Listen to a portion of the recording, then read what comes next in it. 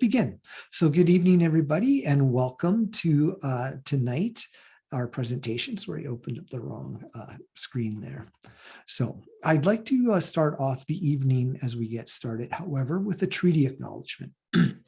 We would like to acknowledge Treaty 4, 6, 7, 8, and 10 territories within Alberta.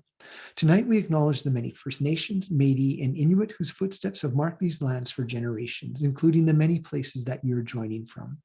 We are grateful for the traditional knowledge keepers and elders who are still with us today, and those who have gone before us. We recognize the land as an act of reconciliation and gratitude to those whose territory we reside on or are visiting. So welcome everybody to the crash course on the draft K-6 curriculum. This is part one. There is a second part that comes up in March. So there will be a link probably for you at some point pops up for you to be able to log into that. Or if you want to see other parts or you have other friends who wanted to join tonight but couldn't, there's another chance in March on the 15th. I'm your moderator.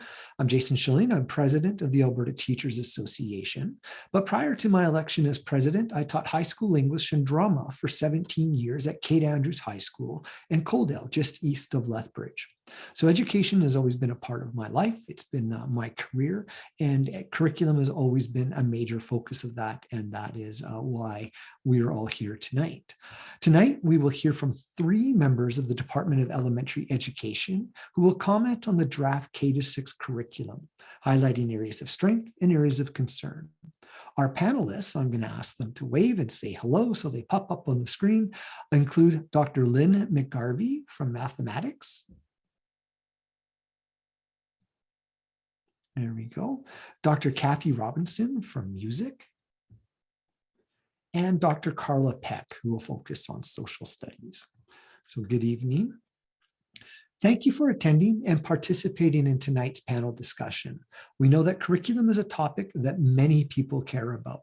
No doubt you've heard a lot about it in the media from teachers, parents, school boards, academics, members of Indigenous and Francophone communities, as well as 2S LGBTQ+ communities, and many others. There's also concerns not only about the content, which we'll talk about tonight, but also the process of how it was developed and the implementation of the curriculum at a later date. Tonight's session has really been crafted for members of the general public who have concerns about the current direction of curriculum development in Alberta, and who'd like to know more information in order to provide feedback to the drafts to their MLAs, maybe to the Minister of Education, or maybe you just want to be able to share information about the draft curriculum with your friends and family. Following the panelist presentations, there will be an opportunity for you as audience members to ask questions. So we're going to use the Q&A function, and I'm going to moderate those questions as they come through. Sometimes people ask multiple questions at the same time, and so I might just choose one question that is hitting a lot of themes. So be prepared for that. However, if you use the little like button on there, it bumps the question up on the queue. So if somebody's already put in a question that's similar to what you have and you like that question, like it, and it bumps up in the queue and it draws our attention. Just a reminder that as you participate tonight, you won't have access to your microphone or your video camera. And we'll take one question at a time, and we ask that you use your name in the Q&A. And again, if you like that question, it bumps up on the queue. You can also click at the bottom of the screen for a live transcript button to see the live transcript for tonight. And just a reminder that we are recording this webinar, just the panelist comments, however, not the question and answer section. And the link to the recording will be made available after the webinar. You'll also see sometimes that'll pop up in your chat, some links to some of the websites or documents or the other seminar that is coming up in March. But before we get started, we're going to launch a poll to get a sense of who is in the audience with us tonight. And just note, hopefully, you'll be able to pick more than one response. So I'm going to launch that poll for you. That is open. So if you could just take a moment, let us know who's here. We have parents, grandparents, teachers, administrators, other school staff. Maybe you're a student. Maybe you're an elected official, or just a concerned Albertan. But I'm going to let the poll go for a couple of seconds here. You can see the numbers just piling up really quickly there, so that's great.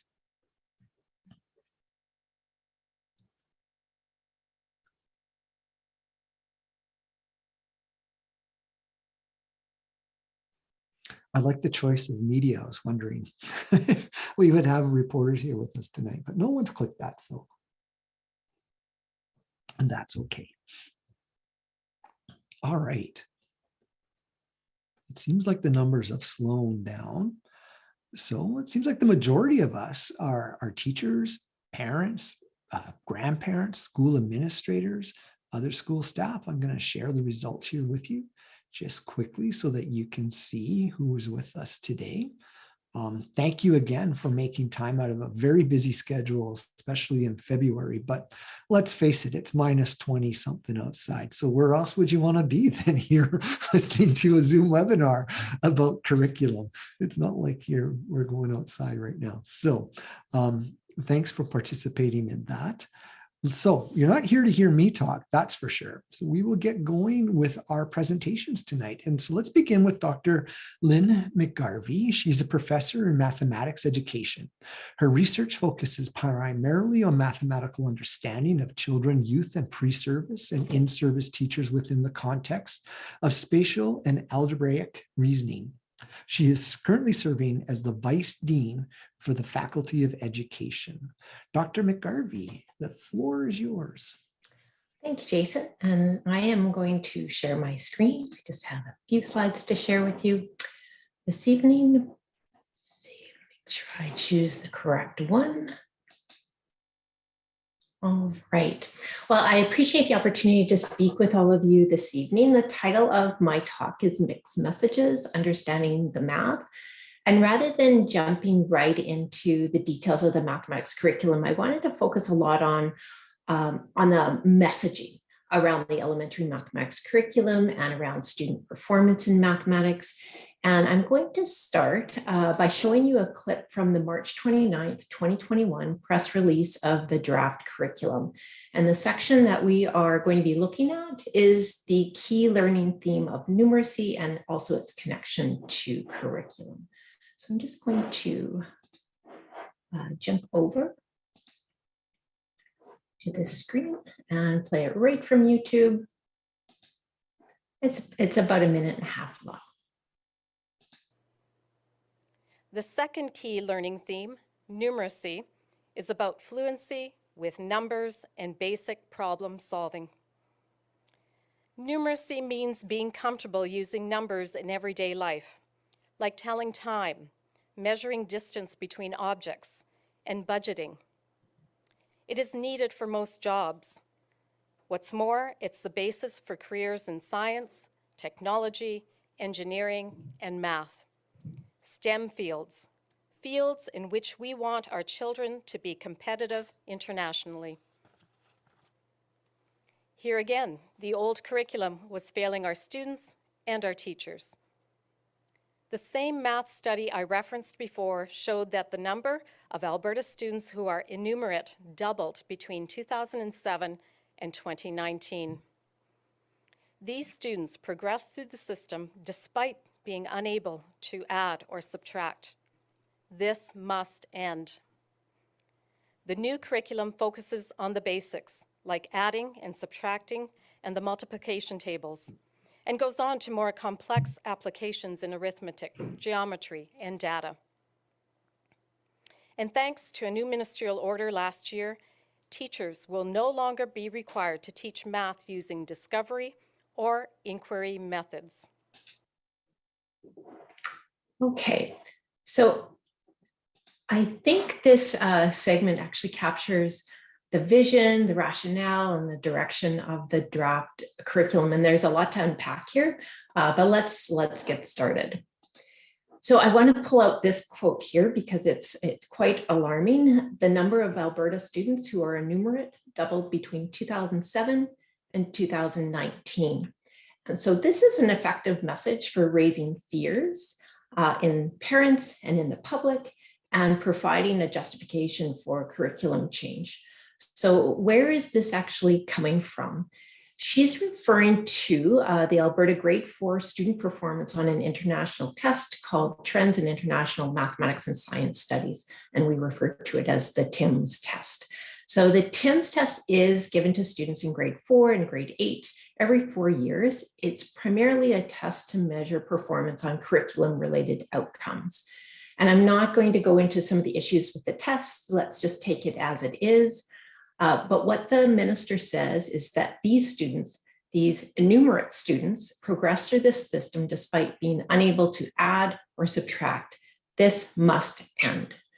And so she suggests that the solution to enumeracy is a new curriculum that focuses on the basics, like adding and subtracting and the multiplication tables.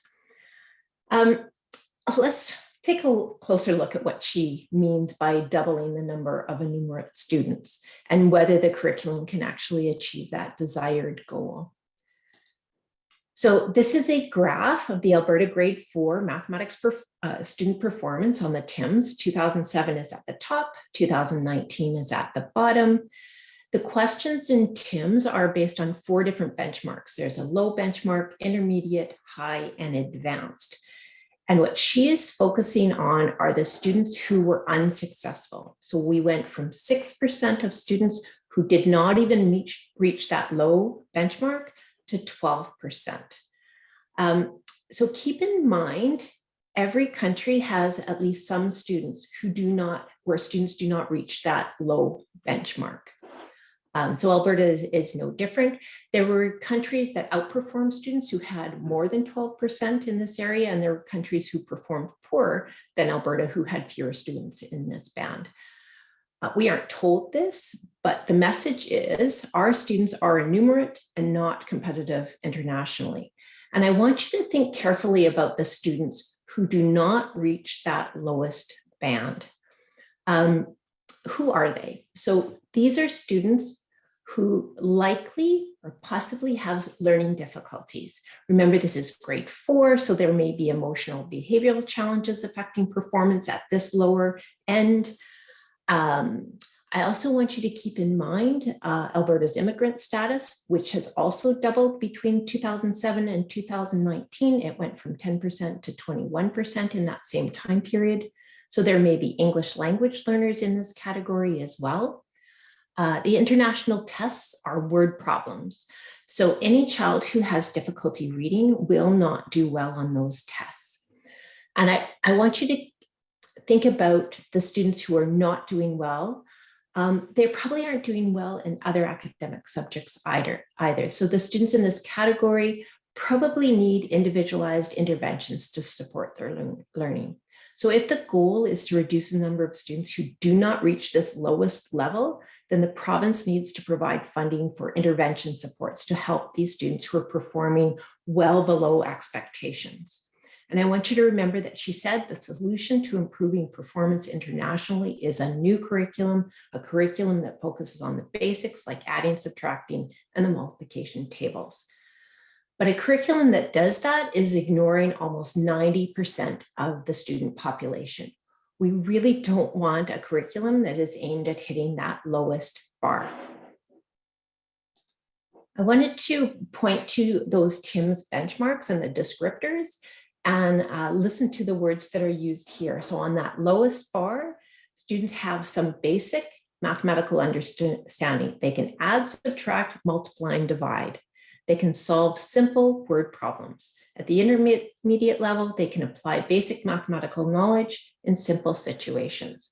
So based on that the minister's description, she is targeting, it sounds like she's targeting the curriculum at the lowest level. And this is setting pretty low expectations for the potential for our students. So now let's look at the descriptors of the advanced and the high benchmark.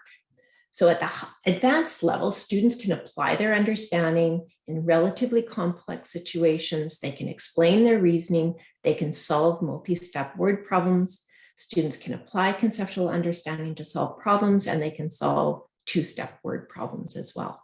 So I want you to notice the emphasis on reasoning, problem solving, conceptual understanding. And the minister makes the claim that a curriculum that focuses on the basics is the basis for careers in science, technology, engineering, and math, STEM fields.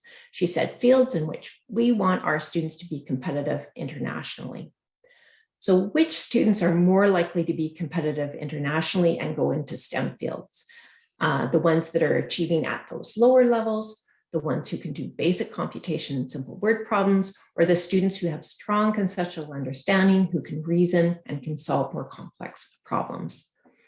She continues to refer to international competition as a reason for the curriculum change. So let's take a look at the competition.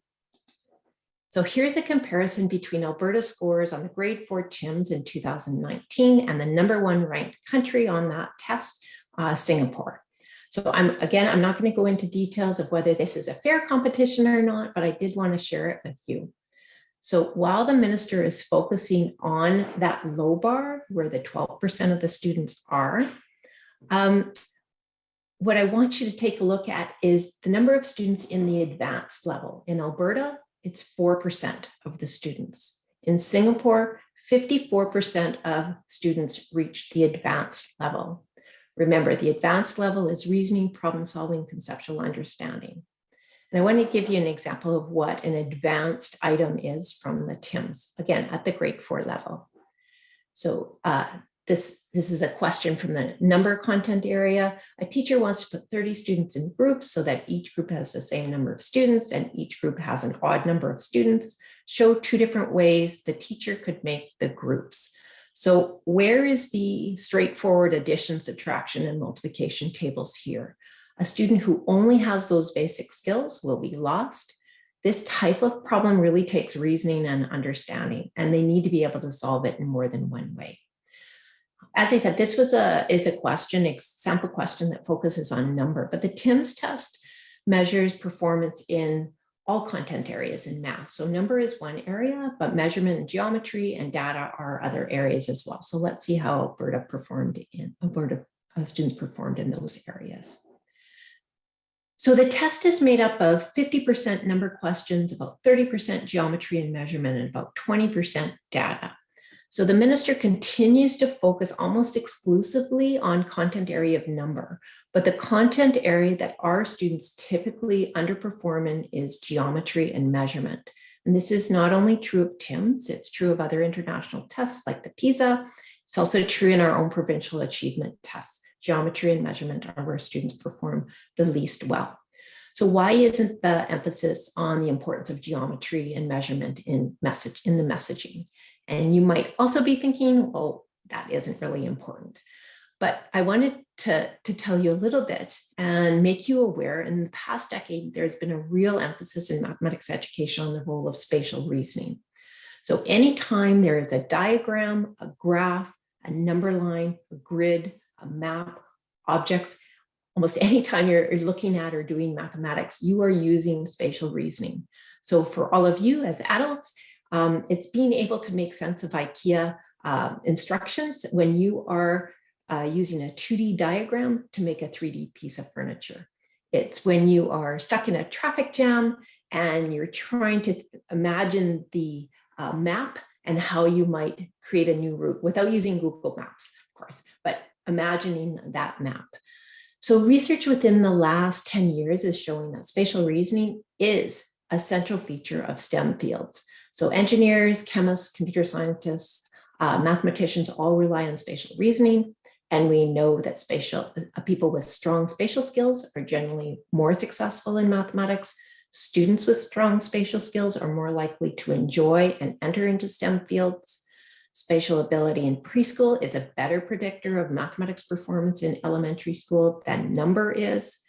But the word spatial shows up only once in the curriculum, and it's when they're referring to a number line.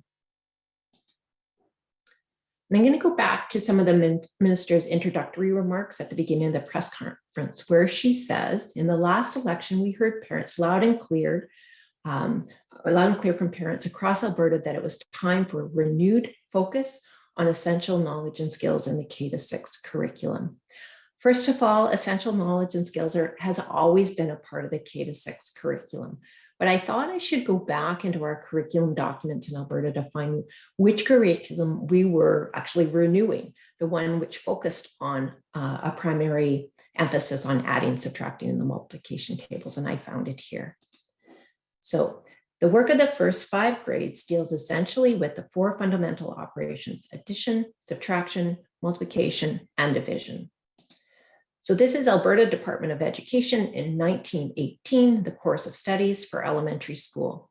In every curriculum after this, there is a much more lofty goal than understanding basic skills.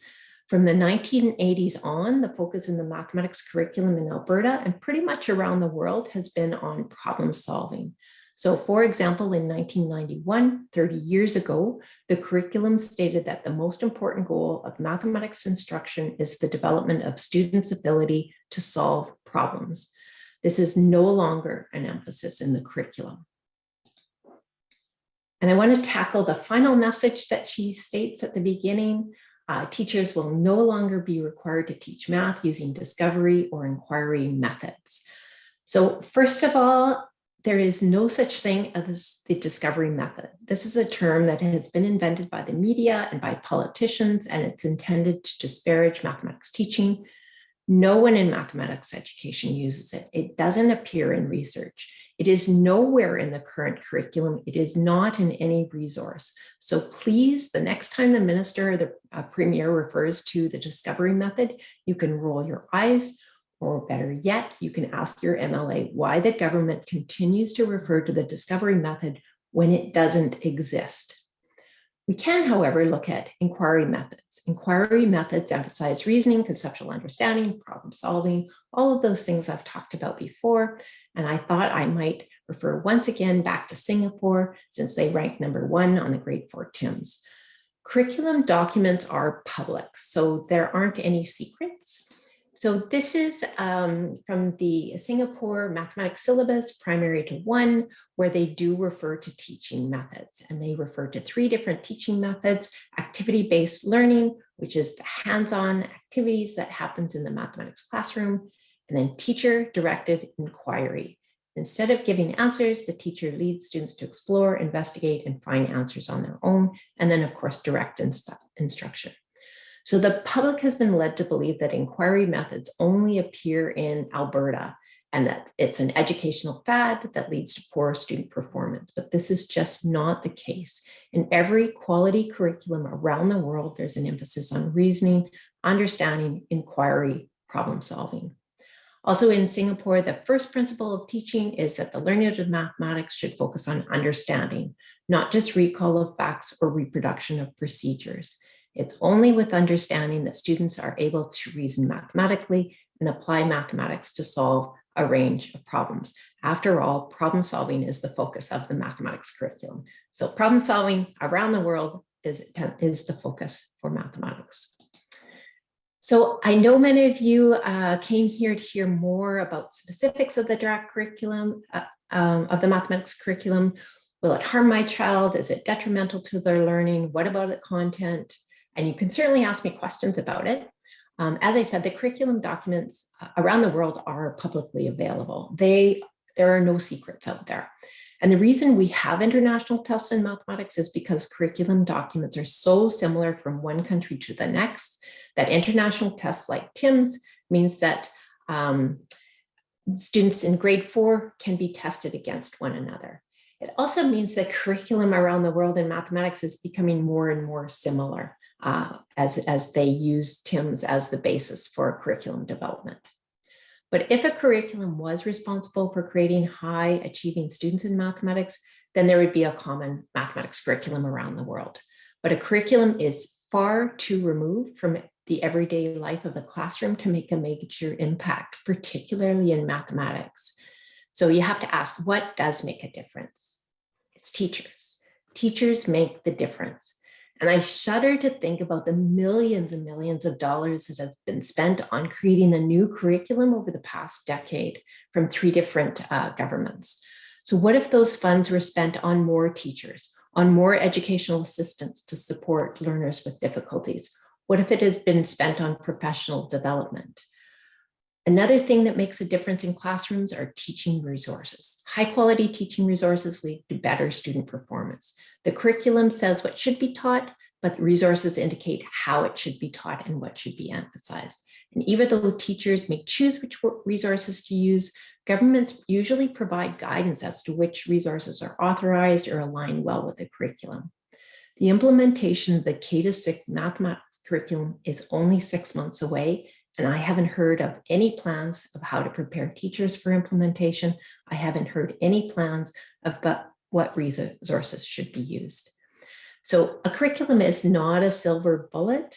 I just wanted to share with you that the importance are teachers, are resources, and ensuring that what happens in the day-to-day classroom in mathematics focuses on problem solving, reasoning, and making connections for students. Thanks very much.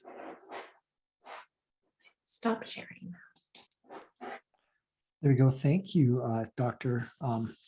McGarvey. I would agree with you that teachers are instrumental in making sure that curriculum is developed properly and implemented properly within the classroom. And of course, resources are a big part of that. So I'm just going to note in the Q&A, I might direct your attention to, there's a big debate on enumerate versus enumerate. And so I'm not sure if it was just a typo or something like that, but maybe we'll answer that one live in the Q&A.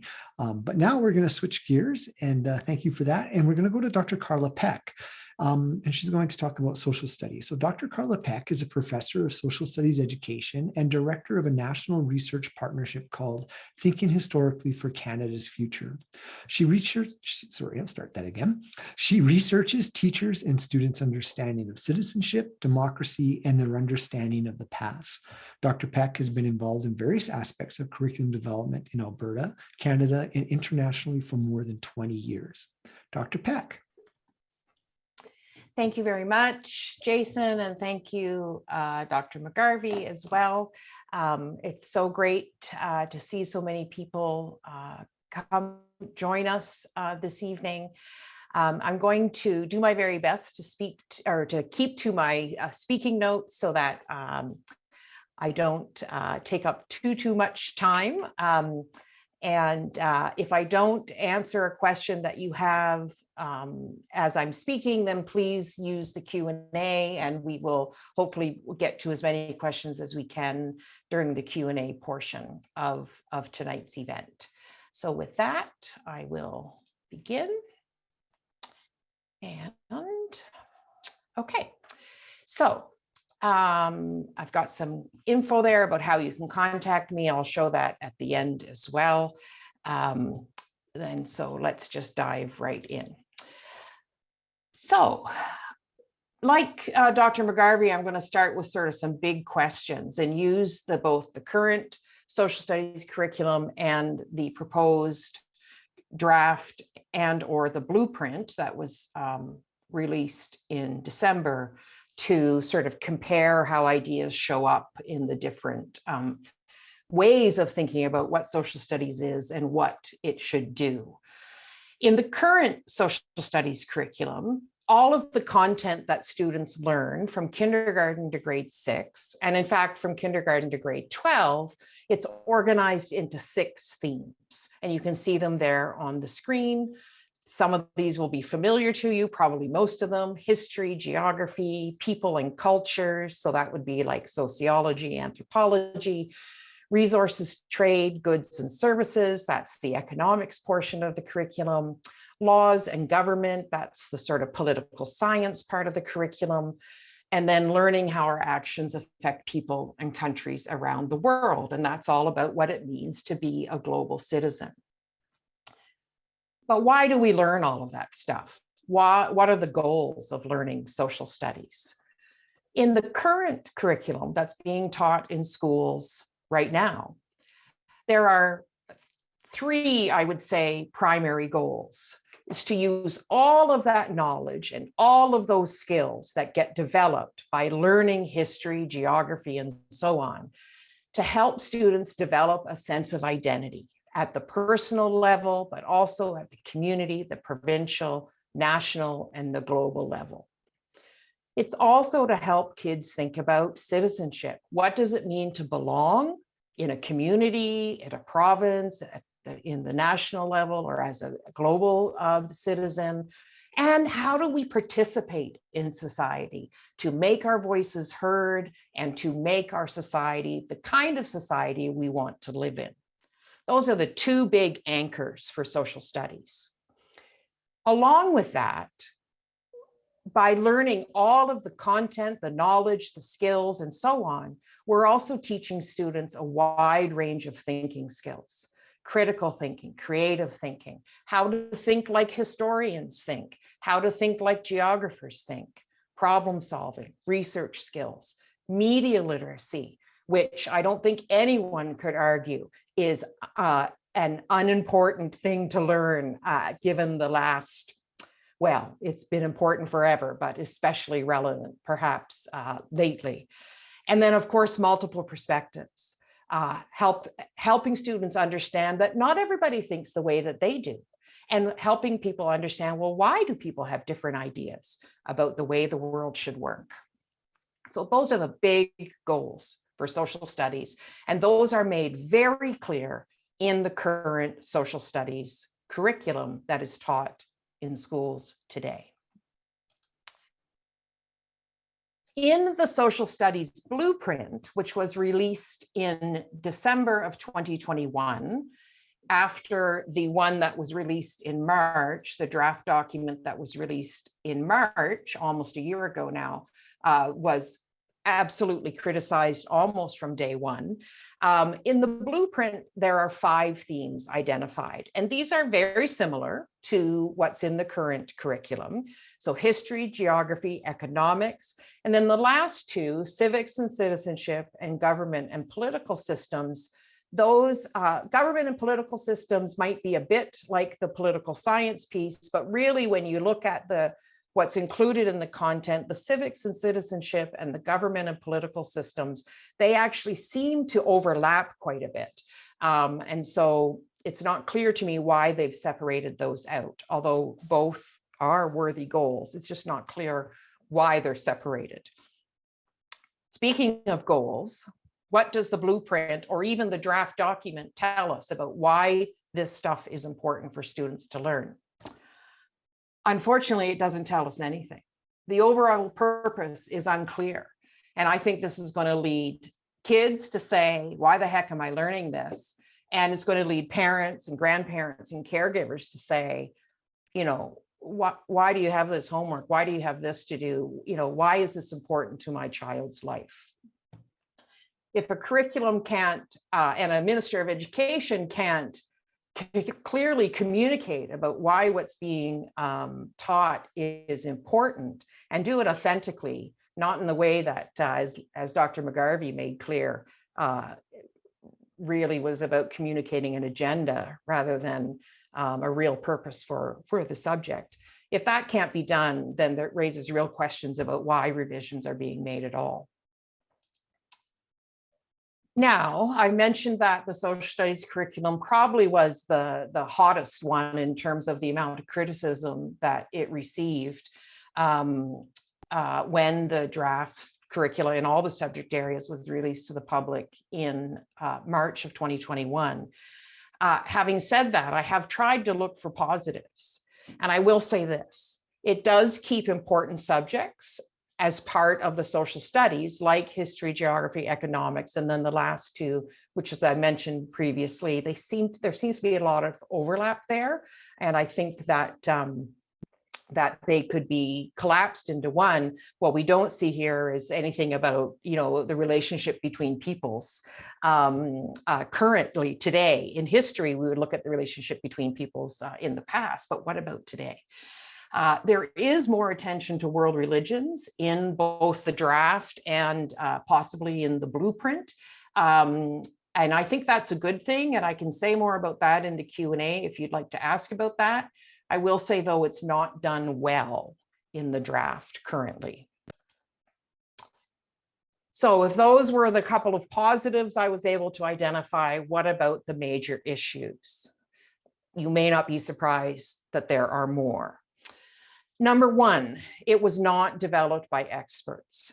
There were 1 or 2 people that were hired, and neither of those people have PhDs in curriculum development. One wasn't ever a school teacher. And so they didn't really have the expertise needed to write a curriculum. One of the people involved has actually written public statements that are blatantly racist. And that's hugely problematic, I think, full stop. Not too much more needs to be said about that.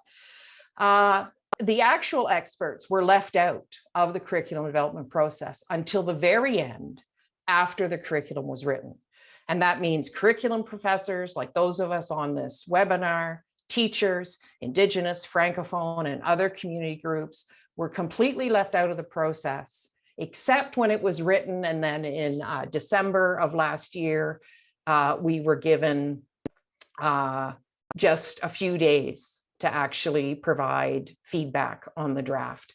And the social studies one, for example, was 50 or 60 pages long. And so trying to comb through that in a short amount of time is, let's say, challenging, especially when you want to try to provide helpful feedback. Let's compare that to the process that just preceded this one. And this process doesn't include all of the work that started with inquiring education way back now, more than 10 or 12 years. In the previous process, about 50 people were involved just to write the social studies curriculum. Most of those people were teachers. Some of them were curriculum experts, like me and Dr. McGarvey and Dr. Robinson in their respective areas. Others were subject experts like historians, geographers, political scientists, and so on. Indigenous and Francophone experts were included, representation from LGBTQ+ communities were included, and broadly speaking, there were multiple perspectives around the table. What's the second major issue? It's built on a bad foundation. What I mean by that is it completely ignores everything that we know about how students learn in social studies. It's not based on current research in social studies education. It includes pretty low-level learning, which means that students are not asked to think about big ideas. They're not really asked to develop complex understandings about things. They're not even asked to do complex skills, really. Critical thinking is only mentioned twice in 52 pages, and media literacy is never mentioned. Thirdly, it's not made for young children. Most of the content does not match the age of kids in elementary school. It does not provide the right level of challenge for young children. For example, in grade 1, children who are just learning how to write are expected to, in the draft document, explain the origin of writing. In grade 2, we want students to draw a diagram illustrating democracy in ancient Athens. And in grade 3, we want students who are about 8 or 9 years old to understand the European origins of the concept of historical eras and that they reflect the dominant old world, new view perspective. That's a mouthful just for me to say. This curriculum is going to be really hard to adjust for kids who have different learning abilities as well. So it's just really not made for, as I've said in another forum, it's like the people writing it have never met a child. Number 4, it's way too jam-packed and it's not well organized. It claims to be knowledge rich, but instead it's overloaded with long lists of dates and names, and in some cases, trivia. It prioritizes memorization over deep learning. The content is not well organized. It seems to jump all over the place. And really importantly, it doesn't provide the foundational knowledge and experiences and skills and so on in early grades so that students can build on them in later grades. In other words, it's asking kids to run before they've even started to crawl. And number 5, and this is probably where I could spend hours and hours, it's full of mistakes and really problematic content. And I have some examples, but there are a lot more that could be pulled out and shown to you. It contains basic factual errors, like asking children to locate key features of our Earth on a globe, including gravity. So if you happen to have an old globe kicking around your house or in your classroom, you just go for it and tell me how you find gravity on a globe. Another example of a basic factual error. Take out a map of Alberta and find two cities in Saskatchewan, Regina and Duck Lake. Just two examples that I can point to easily. Indigenous, Francophone, and women's perspectives are added into the curriculum, but they're done so in a very shallow way and often in a condescending way. The curriculum treats Indigenous peoples as if they only existed in the past and that they aren't part of society today. The curriculum does not address residential schools until grade 5, and this goes directly against the recommendations of the Truth and Reconciliation Commission that said the history of Indigenous peoples, including residential schools, should be taught from kindergarten to grade 12. There's a complete absence of LGBTQ+ perspectives in the curriculum.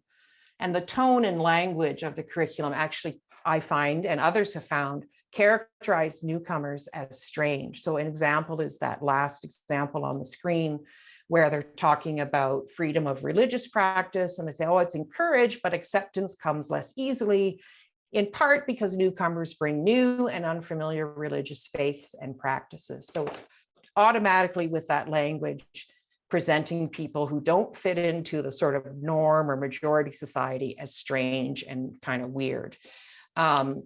This part of the curriculum was kind of secretly edited a few days after it was released in March 2021. People discovered when they went back to look that it had been changed, but the revision didn't actually change the meaning at all. What are some other mistakes and problematic content? It emphasizes white Western knowledge and ways of thinking as superior to any other knowledge. And if you look at that top outcome from the grade 5 curriculum, it says the Great Migration of British peoples shaped the society, customs, structures, and practices of a population. And I looked through the rest of the curriculum, it doesn't really talk about, well, what about the Indigenous peoples? What about other groups who were here? It gives priority to Christianity. It completely ignores people who don't identify with any religion at all. And it pays almost no attention to Indigenous spiritualities. There's racist language, for example, using the word slaves instead of enslaved people. This is important because enslaved people reminds us that the people who were enslaved were real humans. They were people who were oppressed and had violence done upon them. It talks about racism as if it's a thing in the past. There's actually an outcome that, and I've got it here on the screen, that says that we need to teach the slogan of the Ku Klux Klan and why the Ku Klux Klan appealed to some Albertans. And I'm just, as a person in white skin, I can't even imagine being a kid of color or a teacher of color or a parent of color and finding out that my child is being required to learn this slogan. I also point you to the highlighted language that people who belong to this group, the KKK, carried torches and tormented Black people. Well, that is a softening of a language, if I could ever imagine softening language. I mean, African Americans and African Canadians were killed. They weren't tormented, they were killed often. And, so just really misrepresenting history. In the later grades, there's a heavy focus on US history, including the Declaration of Independence, but the Charter of Rights and Freedoms is barely mentioned. And this represents a shift of junior high and high school topics into some of the elementary grades. So what about the blueprint? On December 11th, there was a press conference, and of course there were announcements made and then lots of questions. And one person, Janet French, asked about, well, if there is a common, if you're arguing that there's a common foundational set of knowledge that all children should memorize, how meaningful are the changes going to be? And you can see in the highlighted text that Minister LaGrange says, well, we make no apologies for that. We're going to continue with the focus on strong foundational skills and knowledge. And you'll notice also that I didn't selectively clip here. She did not at all argue that, no, we're not going to ask children to memorize. She just kind of, didn't even argue that point. It just seems obvious that that's what the curriculum is designed to do. So far, it doesn't seem that there is a lot different in the social studies blueprint. All of the grades look very similar to the March 2021 draft, even if they're worded a bit differently. Now, the exception to that is grade 2. They did make some noticeable changes there. And that's, they moved some content, a lot of content related to ancient societies up to grade 5. But rather than removing content anywhere else, they've actually added some more content in. And so my verdict is that the blueprint so far, we haven't seen it fleshed out yet, is not significantly different from the first draft that was released to the public last March. So what does all this mean from my perspective? This curriculum is going to set Alberta's kids back 50 or more years. Social studies is about preparing kids to be the best people and citizens that they are now and who they will be in the future. The content they're taught needs to be meaningful and it needs to be relevant to their present and future interests and needs. Citizens need knowledge, skills, attitudes, and capabilities that will help them thrive in a complicated world. While other provinces and countries are being innovative in social studies, Alberta is going backwards. We need to start over and we need to follow good processes when we do. That's where I will end, and I look forward to your questions a little bit later on. Thank you so much. Thank you, Dr. Peck. And you generated a lot of questions there. So I think that you should be prepared. I really appreciate the fact that you talked about the process, and traditionally how curriculum used to be developed was one that included the people that you had indicated through the process, teachers, academics, folks from the community to give that input, something that has been done for decades. And this latest process is one that is very different than what we've seen in the past. And so thank you for highlighting that. Our final panelist is Dr. Kathy Robinson, an associate professor of music education. She's presented and published research focusing on world music pedagogy, Guinean and South African musics, culturally responsive pedagogy, and urban music education. Dr. Robinson has given more than 100 workshops and clinics on 5 continents, focusing on teaching world music for elementary classroom and general music teachers, choral directors, and on culturally responsive pedagogy. Dr. Robinson. Thank you very much for that introduction. I'm the last person, and I am going to share some of my ideas about the music curriculum. Music is one of the greatest pleasures of life. It has the power to command our attention and inspire us. It speaks to our spirit and to our inner feelings. Music reaches deep into our nature to console us, to reassure us, and to help us express who and what we are as human beings. It can also help us make sense of the world and to connect to others across time and space. Many of your children come home singing songs learned in their music class, or telling you about the instruments they played or the people that they learned about through engaging with their music. They've shared about the musical teacher who helped them sing and move and play and listen to music and create music, and who prepared them for the concerts and the performances that excited them and that you, as parents, have attended and perhaps captured on video alongside other significant markers of their childhood. Unfortunately, if this new curriculum is adopted, this sharing of music learned within their music classes and for performances will be severely affected.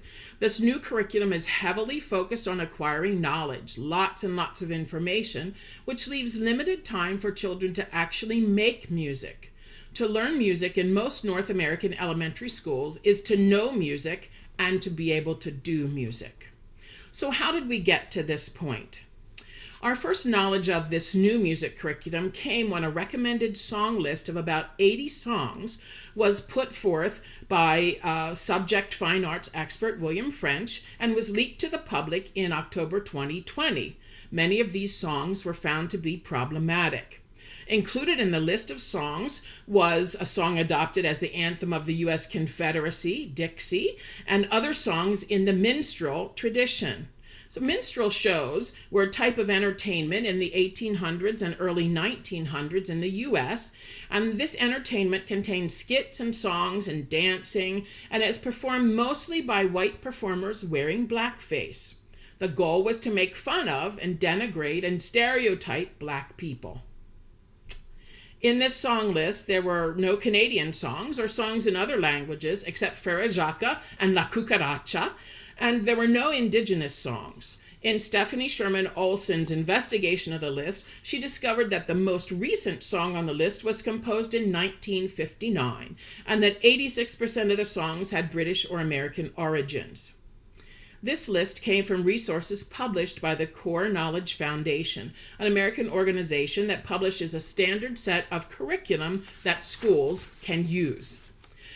In response to that investigation, Alberta Education had removed some of the songs, and they added "Oh Canada," "Electric Powwow" from Hallucination, and 5 or 6 French Canadian songs. And when I reviewed the draft curriculum later in December 2020, there was even more revision to the list of songs. However, problematic songs that have racist roots remained. An example was "Oh Susanna," in which the verses portrayed Black people in the South as dumb and naive and unable to grasp simple concepts as temperature and geography. "Well, it rained so hard the night I left, the weather it was dry, the sun so hot I froze to death, Susanna, don't you cry." Those are the words from "Oh Susanna." By the time that draft curriculum came out in March, most of those songs had been removed. Those that remained or were added were more appropriate for K-6 children. However, these songs represent only a small slice of the many musics and songs found in Alberta, across Canada, and globally. So the first information received about this new curriculum was that the government had hired a fine arts expert to guide curriculum development who had no background in music, no experience as a K-6 educator, and who took a pre-existing list of outdated, inappropriate, and racist songs from a U.S. curriculum and recommended these as appropriate for 21st century Albertan children. Sherman Olson's investigation of these songs received national attention and left the rest of Canada scratching their heads about what was going on in Alberta. The poor judgment used by Alberta Education in choosing an expert certainly did not instill confidence in this curriculum update. The faulty foundation upon which the new music curriculum would be based had been laid. Curriculum development in music was off to a very rocky start. Now, while songs to sing and songs to play and songs to listen to and move to are at the heart of an elementary music curriculum, I found a number of other challenges in the curriculum that which remain to this day, and I would like to discuss some of those. First is knowledge. I found that the knowledge children are to learn in each grade level was extremely excessive for K-6 students. It's difficult to envision how this much material could be covered in a subject area that's supposed to receive only 5% of the learning time in each grade level. The amount of knowledge or information is more than double or 3 times what's currently included in the curriculum. We learn music by doing music, singing, playing, creating, listening, composing music, reading and writing music, moving to music, so that the children know the information and how to implement it through active engagement. With this much information, music classes cannot be filled with singing and playing and all those other things that we mentioned. A more likely scenario would be where you open up the child's head and you pour the information in regardless of their prior knowledge, their abilities, and their interests. Much of this large amount of information would have to be memorized, which is at the lowest level of thinking. Children who apply their musical knowledge and skills to create songs and pieces with a variety of instruments operate at the highest level of thinking. Memorizing facts, not creating music, will be much of what your children will be doing in their music classes with this new curriculum. While the guiding framework for this new curriculum mentions musical knowledge and skills developing side by side, this is not the reality in the curriculum document. So now we know that this curriculum contains an excessive amount of information to be learned, but what kind of information is it? Is it appropriate for your child? Unfortunately, a significant portion of the information is not developmentally appropriate for your child. A significant amount is too advanced, and it's not learned in a logical sequence. For example, let's go to grade 1, where 6-year-old children are supposed to learn about music in communities. Instead of focusing on their own community and other communities within the child's world, which they could easily interact with, the curriculum takes them to ancient Egypt and ancient China.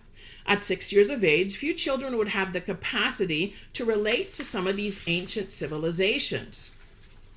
In the first part of the curriculum, which contains foundational knowledge, students in grade 1 are just learning to play the drums and egg shakers and sticks.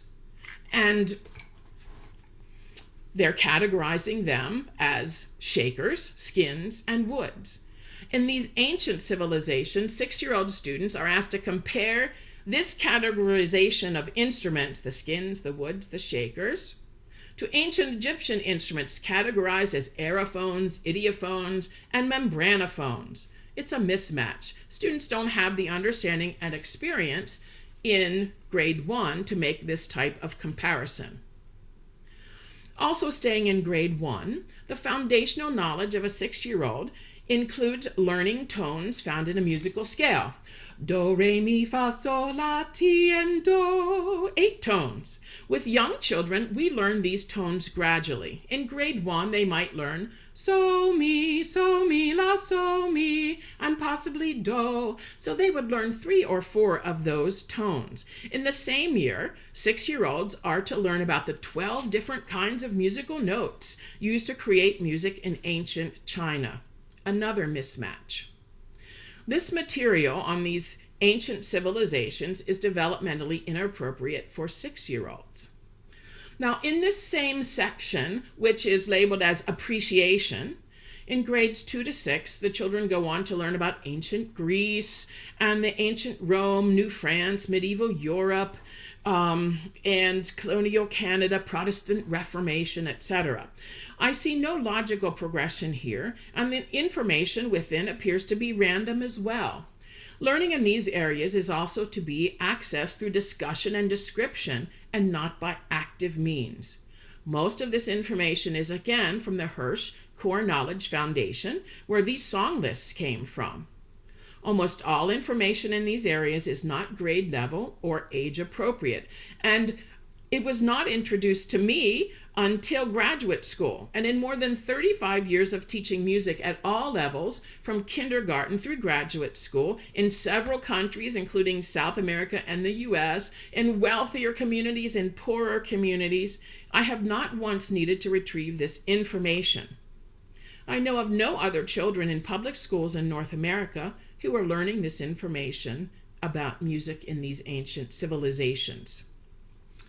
I want to turn now to an understanding that is appropriate for kindergarten and grade 1 students. And that understanding is that students too are to identify and practice clapping and playing rhythmic patterns, such as this, ta, ta, ti, ti, ta, or ta, ti, ti, ta, ta. I'm sure some of you have heard your children chanting those tones or chanting those rhythm syllables as they've come home. So, for kindergarten students, the example that is included in the curriculum that teachers are to use is this rhythm pattern. And I'll say it with my mouth because it's difficult for me to clap. And the pattern is dum da da da dum da da da da dum dum da da da dum da da da da da da da dum. That is too long, and that pattern is much too complex for a 5 or 6-year-old child. This is one example of the material recommended to help students understand an idea not matching the child's developmental level. Examples like this also reveal that those who created this curriculum are not as knowledgeable as an expert should be about children's musical development. The foundation upon which this curriculum is built is shaky from kindergarten or grade 1, so that by the time students reach grade 6, what they know and what they're able to do in music will most likely be random, a smattering of facts disconnected from their underdeveloped skills. What was the last curriculum in music like, and shouldn't this new curriculum be drastically different? The current music curriculum is from 1989. It's more than 30 years ago. And it should be updated. It should be updated to include technology, diversity in musics and cultures found here in Alberta and across the globe. We should have cross-cultural connections to other subjects and arts, and it should reflect current research in music teaching and learning for children. The foundational knowledge, the elements of music, rhythm, melody, harmony, form, expressive qualities, and timbre, those should be learned by actively engaging in music. The skills of music, singing, playing, moving, reading and writing music, creating music, and listening to music. And that things that are to be learned should be age and grade level appropriate and sequenced in such a manner that each new idea to be learned builds on what was previously studied. The overall goal of this 1989 curriculum is to have students value music and to seek it out as an important part of their lives. Through performing music themselves, through listening, through going to concerts, and through creating music. Young children learn best by being actively involved with what they're learning. It is that active learning that excites students and which can foster a love for music and a desire to know and do more with music. Memorizing facts will not do that. In this new curriculum, children will find it difficult to make meaning or to connect with what they're learning because this information often doesn't build on their prior knowledge and it's not rooted in their lived experiences. The information to be learned is abstract and is heavily Eurocentric. It does not reflect the diversity of music and music making found here in Alberta and across the globe. Eurocentric, I'm sure you've heard that word before. To me, that means something that is centered on the values, the beliefs, the cultural practices, and the religion of Western Europe. If you didn't have roots in Western Europe, your culture, your language, your experiences weren't important and were not reflected. You and your practices were second-class citizens. So what does Eurocentric or Eurocentrism look like in music? Well, Western European musicians such as Bach or Mozart or Mendelssohn, Brahms or Haydn are hailed as some of the world's greatest musicians. I love their music. The orchestral works of these composers and many others exemplify this Western classical or Eurocentric focus, which is the focus found in our K-6 draft curriculum.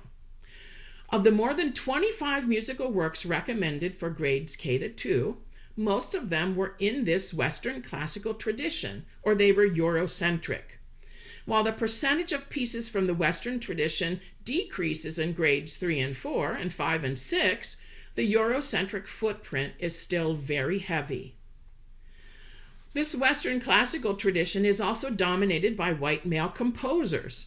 And while more female composers within this tradition have become known to us, in grades kindergarten to grade 4, there are only 2 works by female composers of any tradition included. It's important for children to see themselves in the curriculum. What girls see is that females don't create or compose music, and certainly people of color don't do that either. Children who are outside of the mainstream, children whose roots are in Asia, Africa, Middle East, South America, etc., often don't feel welcome in school. They don't see themselves reflected in what they're learning, and they sometimes feel like they're going to a different world to learn. This affects their ability and their desire to achieve.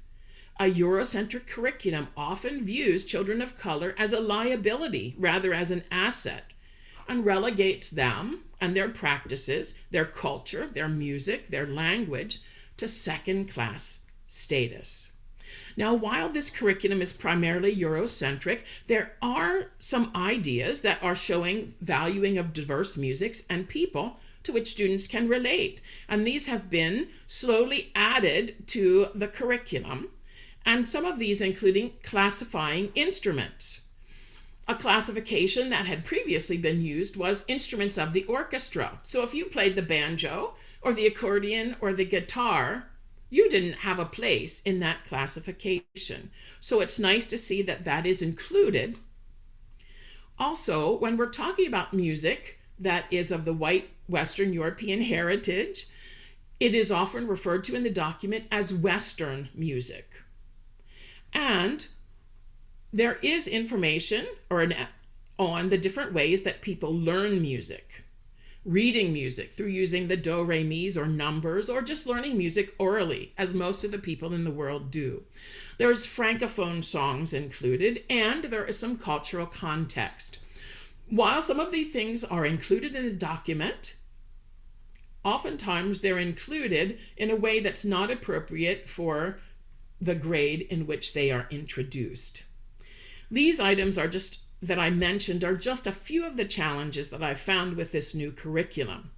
A music curriculum for Alberta's children should have the best possible minds developing it, curriculum experts working side by side with many of the extremely knowledgeable and highly skilled music educators teaching music to your children and giving their best to them every day. The development of a K-6 music curriculum could not have had a worse start with a non-expert, the inappropriate song list, the heavily Eurocentric focus, an excessive amount of information that students couldn't relate to, the marginalization of actively engaging with music, and children who can't see themselves or recognize anything familiar in their curriculum. From the first time teachers and university educators were able to see the draft curriculum, they spent many hours giving detailed feedback on it, and much of it had not really been received or wasn't welcomed or seemingly used. And looking at this newest draft of the curriculum, I see a few little ideas or corrections given as feedback that were peppered throughout the document. However, these changes do not get to the faulty foundation upon which this music curriculum was built.